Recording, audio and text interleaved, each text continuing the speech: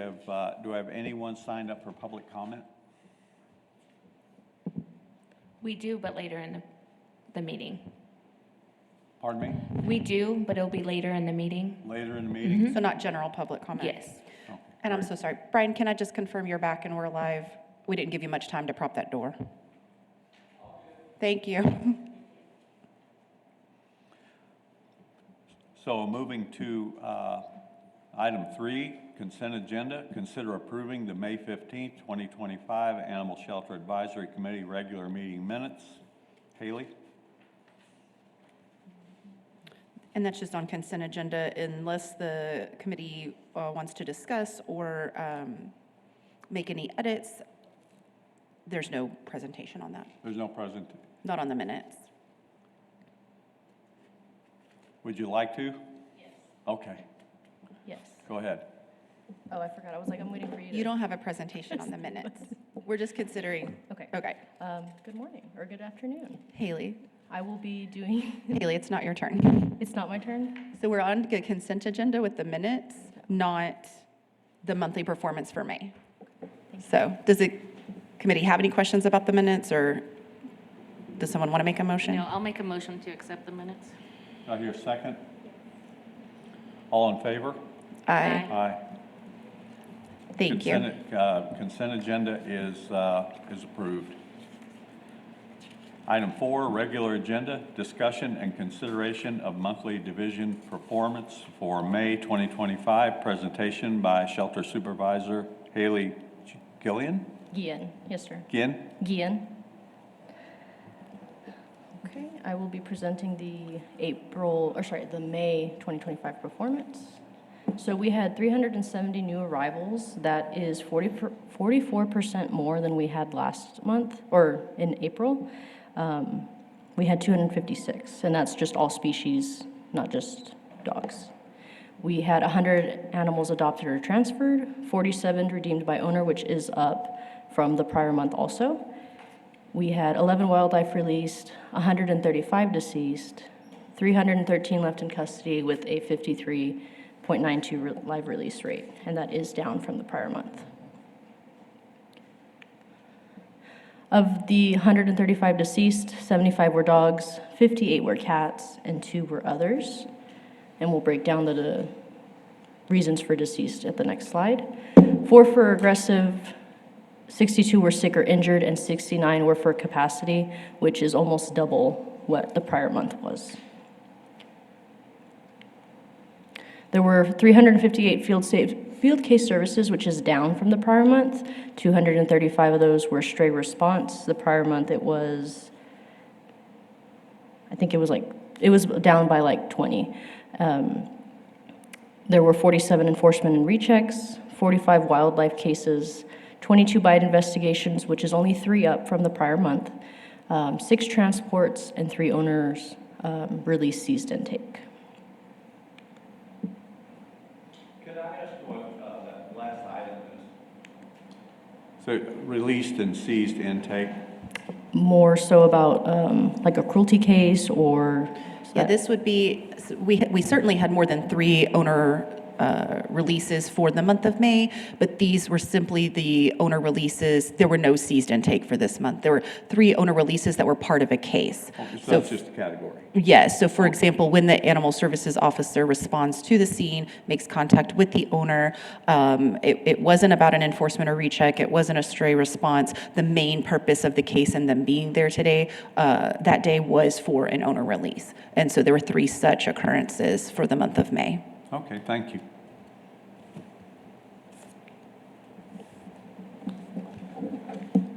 Item B, discussion and consideration of state and Roger, local. we have public comment for that item. Oh, Jenny Wilson?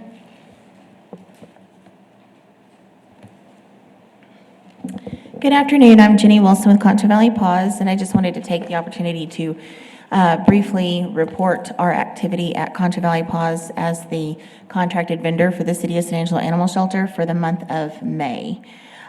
We transferred in 115 animals, 29 animals from the city of San Angelo, 29 animals from the public, and that includes 7 that were abandoned at our location, 10 second chance that we transferred in as space allowed, and 6 participants from the Mommy and Me program that we transferred in as space allowed.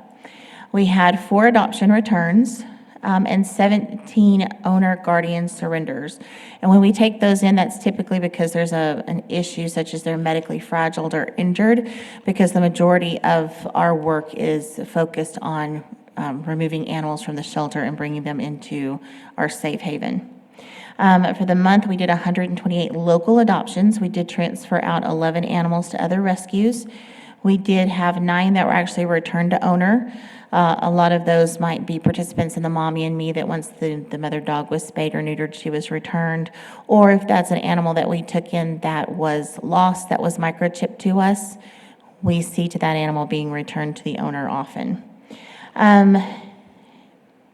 We did have 4, unfortunately, die in custody, and those were puppies with parvo.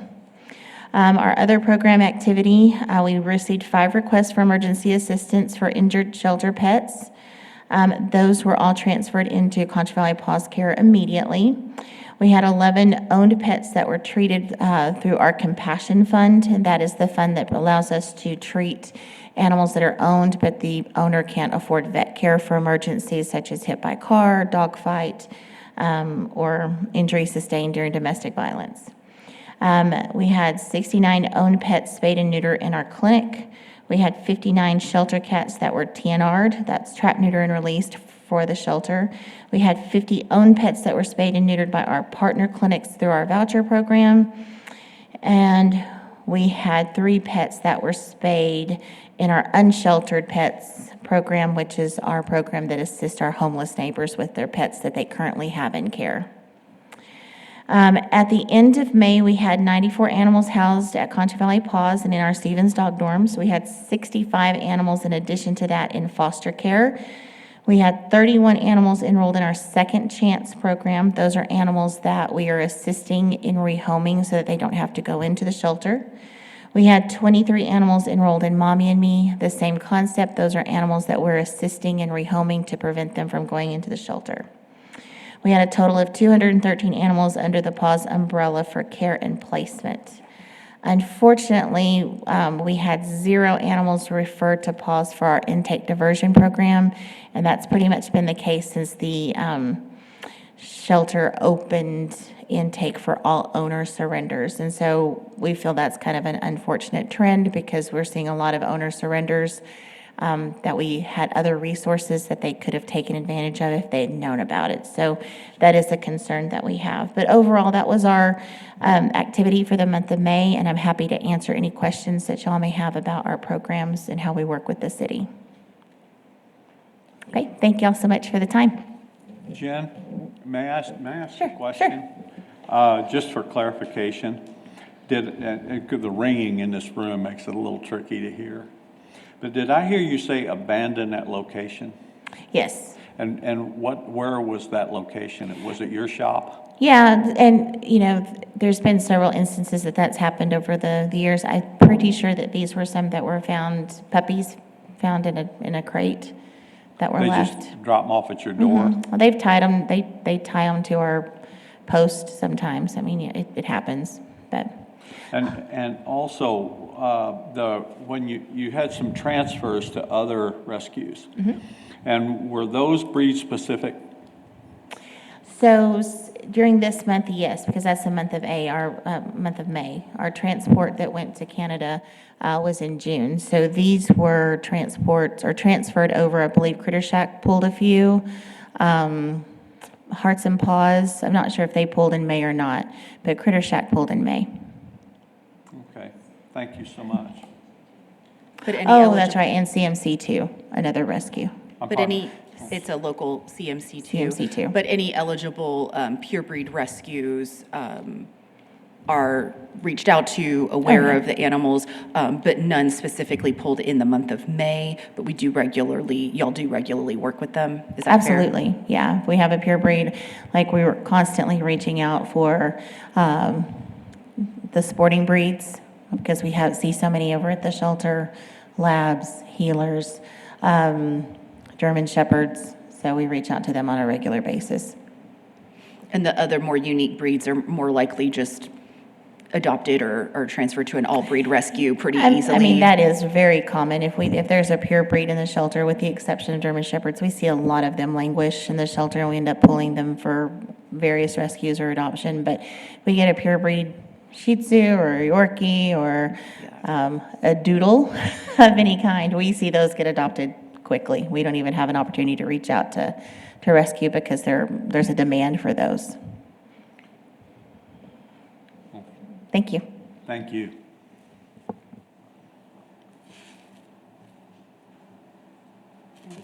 Well,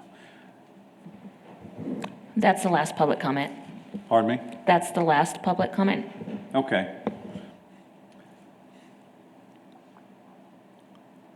So we're at item B? Yeah. So I thought. Discussion and consideration of state and local requirements for the Animal Services Division. Presentation by Shelter Supervisor Haley.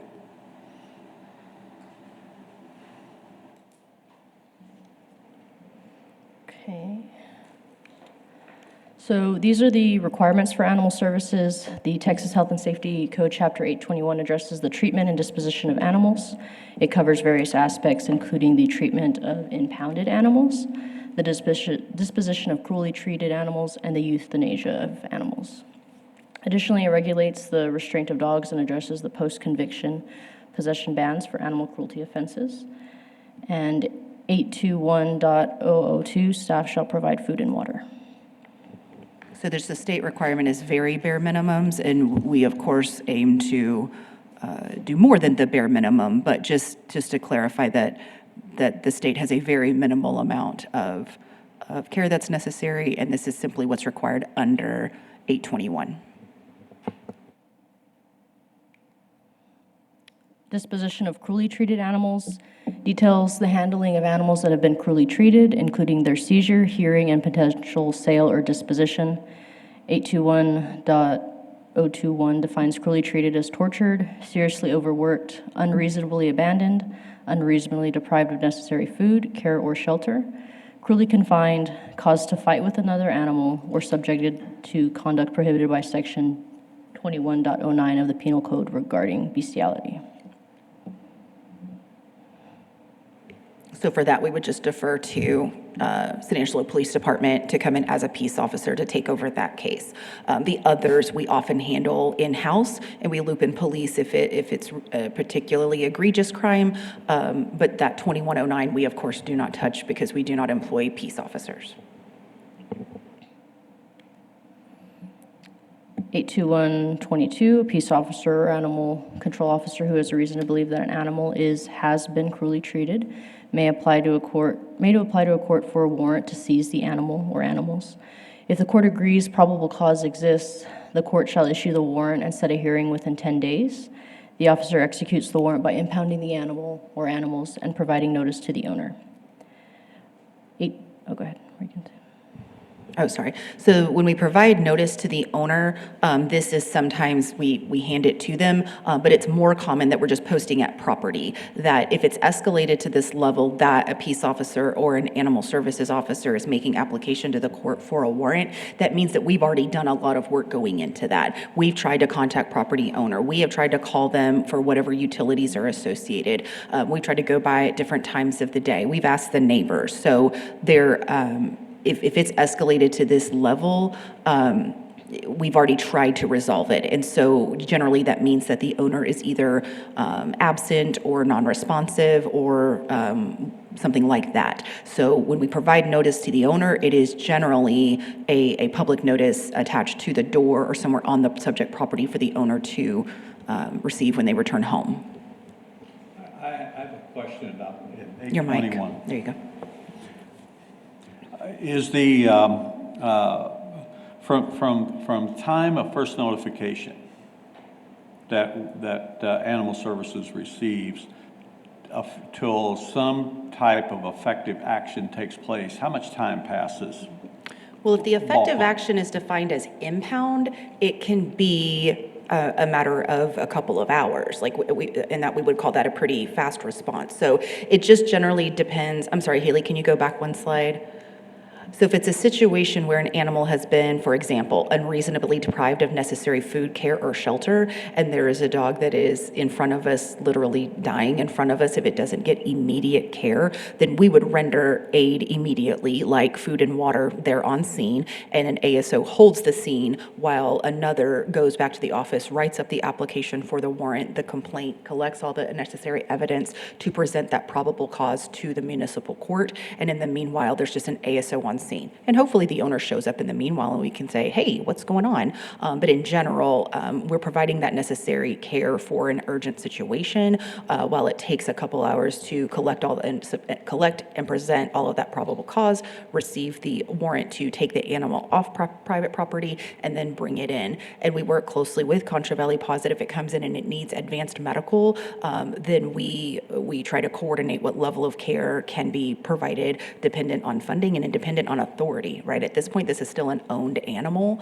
And so, but we certainly can't watch an animal suffer and continue to decline. So it really depends on the nature of cruelly treated and the extent of cruelly treated. But if we're getting a warrant before the court, it would have really escalated to something quite shocking. So we work very quickly. That was a long answer to your question. So my point to the question was that Animal Services acts very promptly on these matters. Correct. And we're out on, weekends, holidays, like whatever it is. This isn't a call for service that would escalate to an emergency. We would go out at 3:00 in the morning on Christmas Day, just whenever this is happening and holding the scene. When it is the holiday, we generally defer to police to make application for the warrant because they have they have a better channel to get to a JP, a Justice of the Peace, to get a warrant. And then they take on that part of it to have that administrative hearing and they're part of the process. But we are still on scene, impounding the animal, providing the necessary care, providing notices to get those animals where they need to be.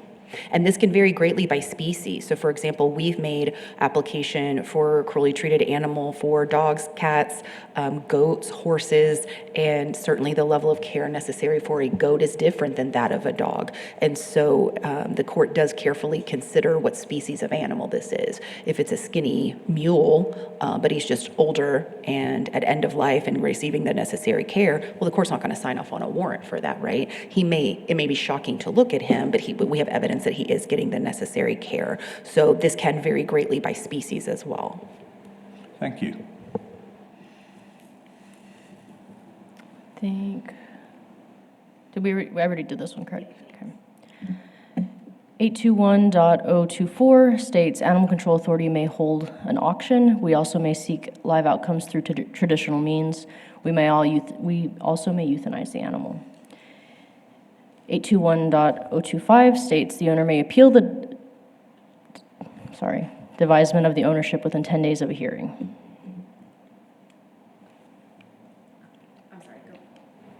Go back one more slide. I think we did miss. So on 023, this is the requirement that we have to have an administrated at the court. Once the court has approved a warrant, a seizure warrant, we have to hold a administrative hearing within 10 days.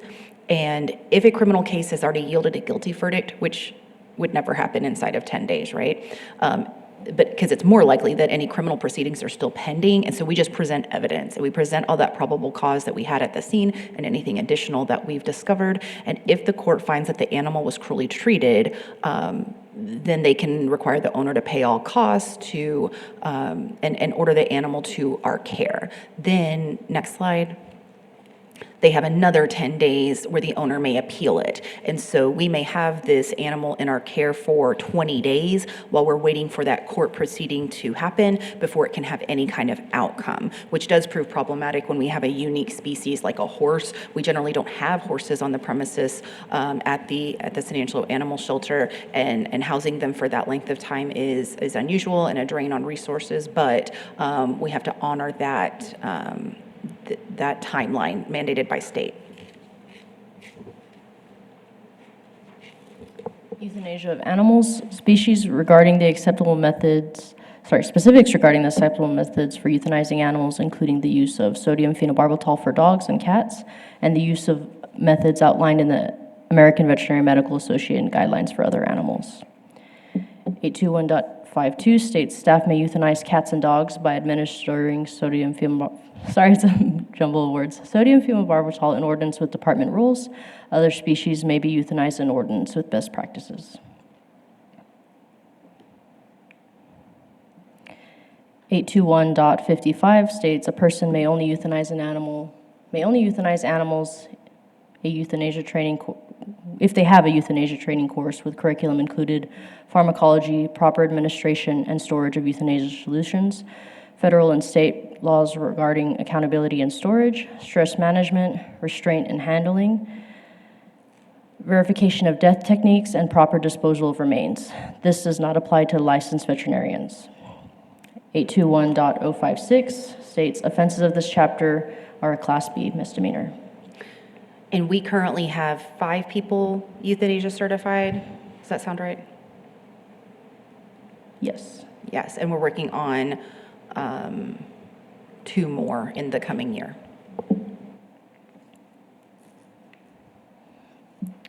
Unlawful restraint of dogs.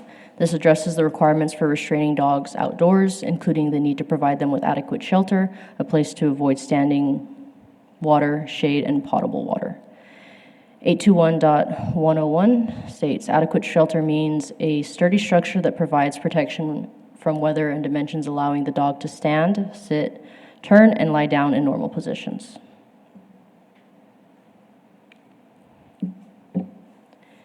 821.102 states an owner may not leave a dog outside unattended by use of a restraint unless they can access adequate shelter, a dry, clean area, shade, and drinking water. An owner may not restrain a dog outside and unattended with a restraint that is a chain, has weights attached, is too short, and or is attached to an improperly fitted collar. City ordinance further provides that a dog may not be restrained for more than 2 hours in a 24-hour period. An offense of this section is a Class C misdemeanor. So this is something that is both a state law and city ordinance requirement, and this could be a simple citation, like, hey, your dog's on a chain, and it's got weights on it. That's not allowed. Or it could be something that escalates to cruelty, as described in the prior. That if they've been on this chain for so long that it's embedded in the skin, it's causing physical harm. It's preventing them from getting to water and food. So they're in heat stroke. They're emaciated, and so we'll refer to this section to build that up. But this could lead ultimately to a cruelty case if it is that egregious. 821.103 states exceptions apply to public camping, licensed training, certain working dogs, and leash dogs for walking. Texas Administrative Code, Chapter 169, Subchapter D, focuses on standards for allowable methods of euthanasia for animals in the custody of an animal shelter. These standards are regulated by the Texas Department of State Health Services. 169.81 states this chapter sets standards for allowable methods of euthanasia. And some of this is duplicates of what was in 821, but there are some nuances and we have to comply with both. So just to keep true to for y'all to have just a true view of each law, we are just presenting them organically as they're written. 169.83 states, before euthanasia, each animal should be searched for identification by microchip, tag, or tattoo, which in our shelter specifically, that would be the 3rd time a microchip check has been completed. If an owner is identified, reasonable efforts should be made to locate and notify the person, which again, this would be done in the first 2 microchip checks. We'd be trying to find an owner before we had to euthanize an animal.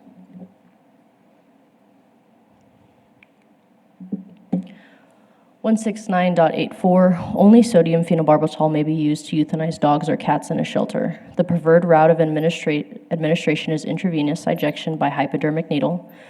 Other acceptable routes include intraperitoneal or intracardiac, and this is only if an animal is completely anesthetized.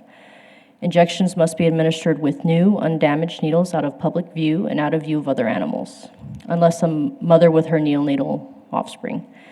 The remains of an animal must be removed from the area before a live animal is brought in. Sodium phenobarbital must be administered by weight via the most appropriate route for that animal.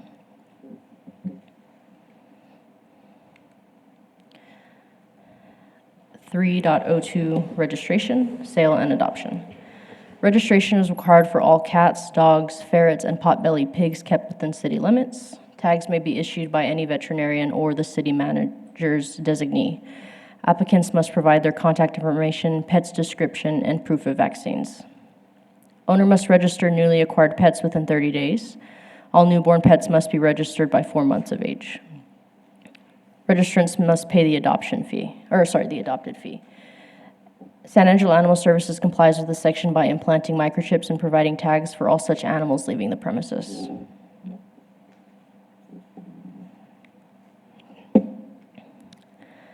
.02.005, 006, 007, 008, and 009 are largely outdated since the advent of a microchip technology.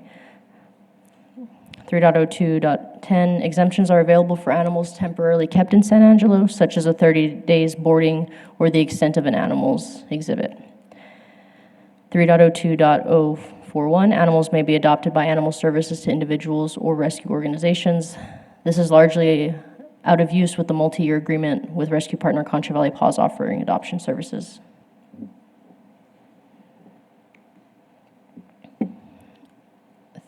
.05, impoundment. Animals in violation of local ordinances such as secure enclosure for dogs and livestock are impounded at the animal shelter. Owners may redeem their pet by paying the adopted fee or impound fee, such as impound and boarding.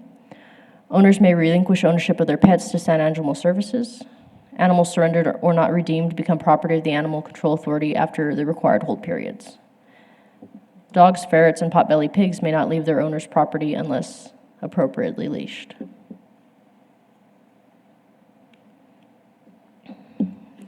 .05.002, impound periods for animals with no tag or no microchip shall be kept for 3 business days after the date of impoundment. For example, a cat who arrives on June 2nd, 2025 is held before outcome, adoption, euthanasia, etc., through June 5th, 2025. Impoundment periods for animals with tags or microchips shall be kept for 7 business days, and attempts will be made to contact the owner.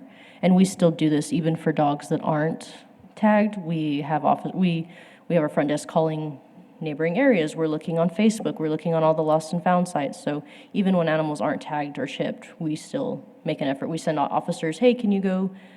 It was this neighborhood in Bentwood. Can you start knocking doors? This is someone's dog. So it's not just for animals that are microchipped that we try to get them back home. Ear-tipped cats shall not be impounded unless a nuisance complaint is lodged, at which staff will attempt to notify colony caregivers. If it doesn't look like a fresh, so they notch their ear, if it doesn't look like a fresh saddle, if we can see fur over their space scar, we do impound them just to give them updated vaccines because we don't want to send them back out with, we don't know when the last time they had a vaccine was. Impoundment periods may not be honored in the event of advanced illness or injury. 3.05.005 states after the appropriate hold period, staff may dispose of the animals through adoption, euthanasia, or any other outcome. I'd like to ask a question just to clarify. Okay.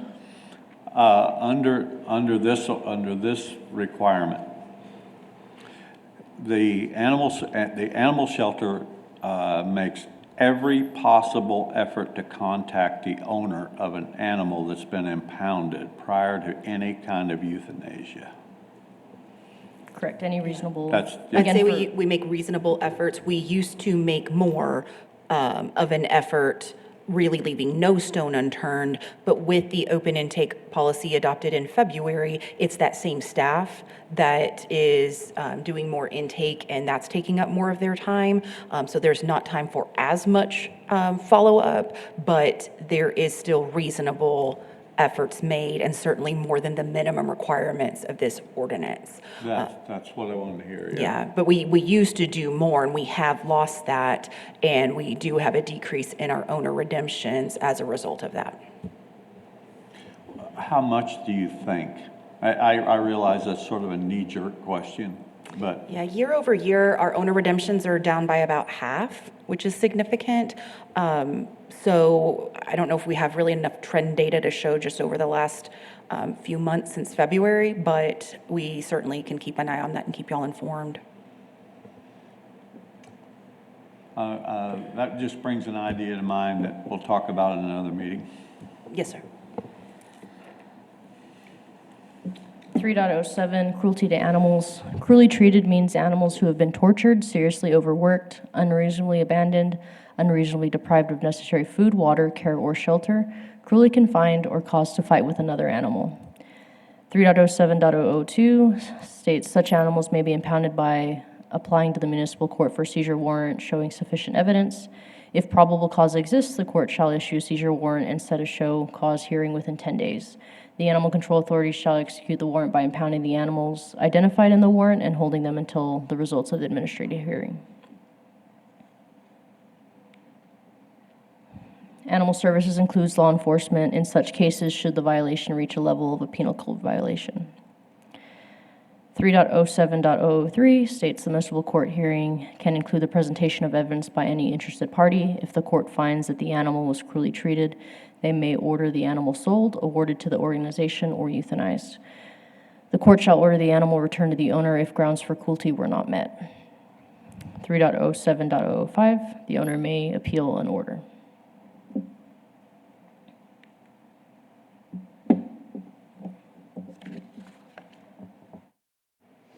So those are the local requirements, this next section of the chunk of state and local law that we wanted to work through with y'all.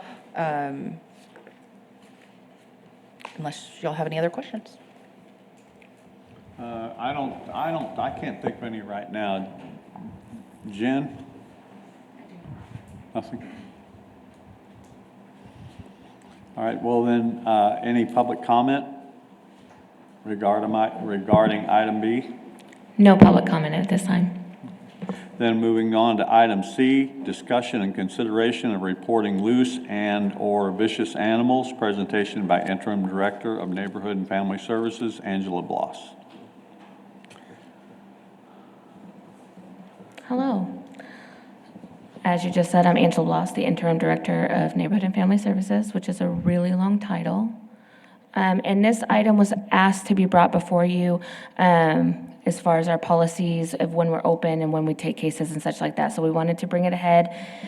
So field services are available for loose dog, bite investigations, and all other calls Monday through Friday, 7 a.m. to 5 p.m. I will say during Monday through Friday, we do kind of have a split shift work. So we have 2 animal services officers who are here from 7 a.m. to 4 p.m. We have our supervisor who's here from 8 a.m. to 5 p.m. And then we have 2 animal services who are here from 9 a.m. to 6 p.m. And they do observe city holidays in that time. So we do have after-hours emergencies for aggressive dog at large and injured animals, and we can take those calls at all hours, and including holidays. And we will be dispatched out by the SAPD dispatch. Okay? And then if it's not time sensitive, we do suggest that everyone uses the form snangela.gov/animals, that we can get to it when we're back in office and get those dispatched out. And we, Morgan did order us new signs, so they are on our front door as well. Do y'all have any questions?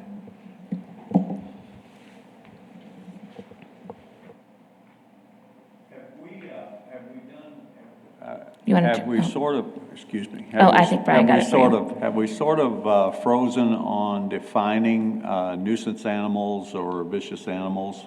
Were we working on a definition for that? Yes, it's all on hold while the final recommendations from the task force receive what's going to be implemented on their side, so that there's not anything we're doing that's interfering. So the task force presented to the city council on Monday, and so hopefully we have some direction soon so that whatever items task force recommends proceed, whatever the items that we have in the queue that this group has recommended action on can proceed as well. Nuisance animal is one of those. Okay, I watched that presentation. I didn't hear anything about that, you know, in the potential ordinance changes, but moving on. Okay. Well, that's all for this item, so, and while I'm here, there's no public comment. So obviously there's no public comment. Okay, moving on to item D. Discussion and consideration of publishing a request for proposal for veterinary services presented by Interim Director of Neighborhood and Family Services, Angela. Okay. As you all know, we did get notice from our current veterinarian, and I believe the end of that is August 30th. Yes, so we are going to put out a proposal for veterinary services, and this is just a summary of the scope of service that we have. So they will provide their veterinary license permissions to vendors so that it'll allow our staff to order vaccines, medications, drugs, and related supplies. Provide drug enforcement agency licenses so that we can purchase medications and drugs for the shelter. Conduct routine shelter inspections at least monthly to ensure compliance with state. Assist city in proceedings before regulatory agencies or courts. Accompany city staff when meeting with those agencies for compliance purposes. Assist city with reviewing and/or preparing any regulatory agency required reports and documentation. And then, I think that's it. Yeah. And so we're hoping to have that out soon. Does it come here for review first, or is it going to go right for proposal? No, so next steps are, so if this group is satisfied with the scope of services, we'll work, our next steps would be to publish the request for proposal, and it will be open for the mandated timeframe. Vendors will be directly sent the request for proposal, but also any vendors can simply see it on our website and complete their submission through there. For a request for proposal, we may have our scope of services that we want, and a veterinarian may submit, yes, I'll do that, or I'll do this, but not that, or I'll do this, but not that, but also this other stuff. And so at that point, any submissions come to a subcommittee, and the subcommittee was identified as myself, Angela, and Chairperson Roger Horton. And so that group of three will review each of the submissions, score them on a standardized form that's compliant with state purchasing law.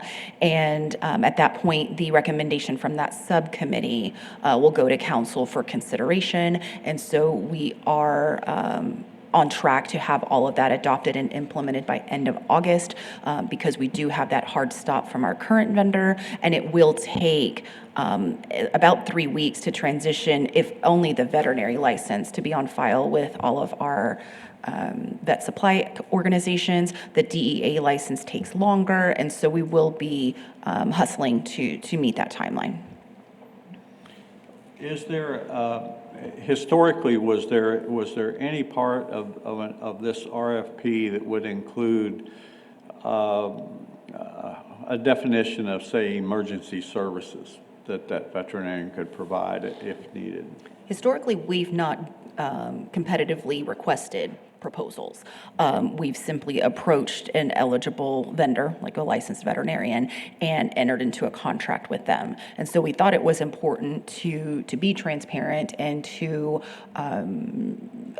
cast a wide net for any interested party to be able to participate in this process. And so this is admittedly our first attempt at it. And so there are some generally accepted definitions around emergency medical, severe medical, minor medical, but as far as a true definition of what each of those categories are, there's not anything currently included in the document, and there has not been in the past, because in at least my history, we've never used this process. So we certainly could explore that, and purchasing and legal have reviewed this and signed off on it, and we can defer to them on, what additional definitions could we add to really clarify our needs and any potential vendor's ability to meet those needs. I think that's a fair request. I think that maybe we should at least lean toward that being an option on the request for proposal we put out, and and that should include some form of rate structure, so the veterinarian knows what they're getting into, so to speak, or if they wanted to make a counter proposal. And I'm not proposing that, you know, there's a lot of talk about having a staff veterinarian, and I think that would be a wonderful idea. But just in the real world, I don't see that happening for quite a while. But there are a lot of times that I will promise you that you could use an emergency vet on call. Well, we could certainly keep a full-time vet busy. Oh, yeah. And you're right, I don't know that the funding or the appetite is there right now to tackle that, not to mention the veterinarian shortage and being able to recruit a qualified and interested party. So I think that's fair. So that's where we are, is just recommending a request for proposal for a local veterinarian to offer largely the same services we've been receiving to keep operations going and maintain the status quo. Yeah, I mean, just absolutely a personal comment, but from me, a dog with a broken leg at 2 a.m. in the morning would be very disturbing. So, is there any public comment on, Angela? No public No comment, public comment? Okay, any follow-up or administrative issues? Item 5. I did want to announce that the team has been holding a flurry of microchip clinics. We had donated funds and have been offering free microchips. We're well approaching 200 participants in the last couple of weeks, and our next big free microchip clinic is this Saturday at Producers Park from 9 a.m. to 3 p.m. So we're hoping to connect with families, implant microchips, check microchips to make sure they're registered appropriately in advance of the Independence Day holiday. So we'd really encourage folks to take advantage of that. But even if they miss that one, we do offer microchipping for $13 any weekday at the animal shelter itself. Well, thank you. I'd like to, if there is no more follow-up or administrative issues, before we close, I'd like to make just a brief comment. And there has been a significant uptake of online activity for folks in different social media outlets that are helping people find pets and get them returned to their owners. And I would like to thank all the individuals that engage in that. They're doing a wonderful service. They're helping keep some animals out of the shelter, and I would like for them to keep it up and stay involved. So if there's no other follow-up or administrative issues, I would seek a motion for adjournment. I'll make that motion. All in favor? Aye. Aye. Aye. Meeting is adjourned. Thank you all.